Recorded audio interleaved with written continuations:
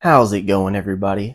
Welcome back to the channel, Just Justin Collects. Today, we're taking a look at the DC Multiverse Captain Carrot.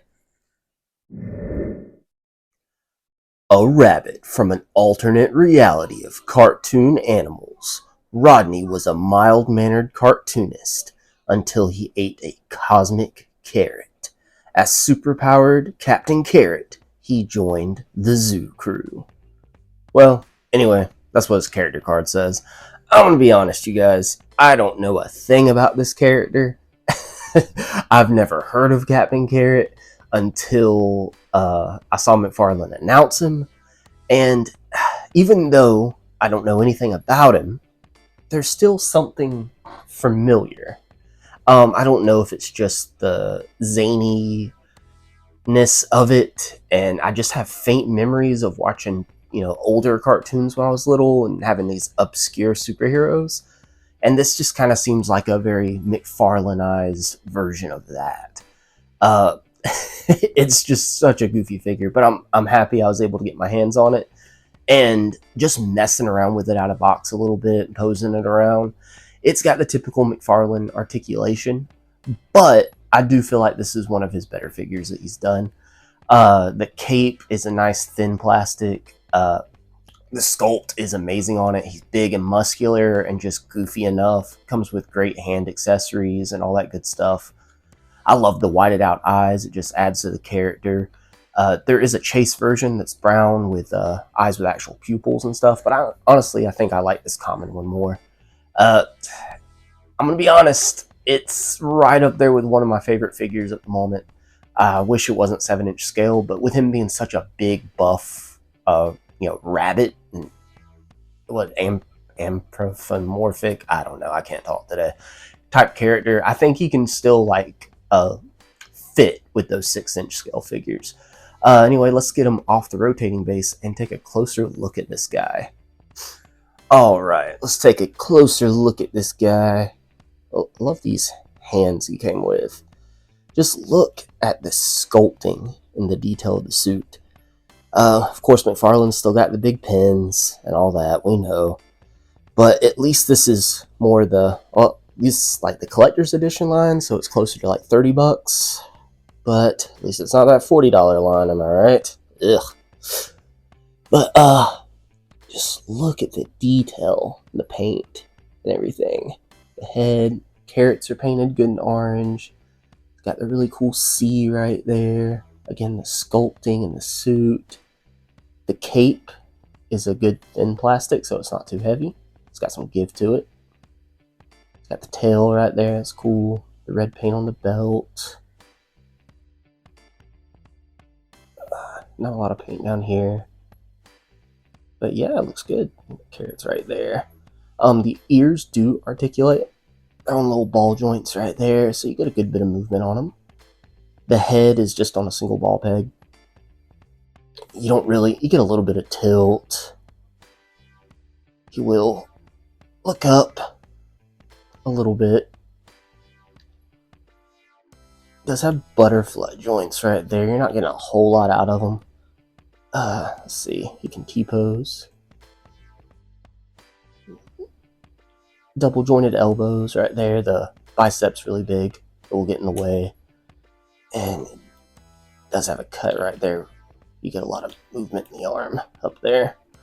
He's got the McFarlane wrist pegs. They're kind of like the import type wrist pegs. Got the diaphragm cut. You can get twisting and tilt. Waist swivel right there. You can get that much of a kick out. And got the double jointed knees. They'll go back about that far. No thigh cut, as per usual. Got the toe hinge. And the ankle rocker. Get some pretty good movement. So, typical McFarlane articulation. This guy is better than other ones I've seen and played with in hand. But yeah, so alright, and taking a look at the accessories, the hands he comes with in the box, you get a left pointing finger hand, and like a C grip and almost like trigger finger, but he doesn't come with anything to hold. I guess you could maybe get like a Carrot accessory from somewhere. The extra hands he has is he has a set of like open hands. I do like how all the hands are painted too, with that texture and everything. Comes with a left fist. I do wish he had a right fist too. I would prefer a right fist over that grip, that C grip hand, and a right thumbs up hand. Looks really nice. Then he comes with flight stand. These are okay. They're not the best, and I wish they had more to them. But it's something. Comes with that flight stand. And he comes with his stand for the card with all the information about him on the back right there. So let's see how he scales next to some other figures. Alright, so Captain Carrot's gonna stand right about 7, right at 7.25 to the top of the head. 8.5 inches to the top of the ears, if not a little taller than that. It's really kind of hard to tell. This guy's a beast. He's big. And let's compare him to a couple figures kind of more in his scale. We got the Mcfarlane Nightfall Batman. You see he towers over. Batman doesn't want to stand. He towers over Batman, who does not want to stand up. Yeah, well, towers isn't the right word. I guess it's the ears that just makes him look a lot bigger. He's definitely bulkier. And next to a NECA movie turtle, it's Leonardo right here. I don't really like how that looks. It's really cool. And then next to the Mezco Green Ranger. Nice. And then your more typical 6-inch scale figures. G.I. Joe Classified Snake Eyes. You see he towers above him. But it fits. I mean, he's a big, bulky superhero. He's a rabbit turned superhero, so who's to say how big he'd be? Next to MCU, Iron Man from Endgame. And we got a couple more here. There's Captain Carrot next to the Mafex, however you want to say it, Robert Pattinson Batman.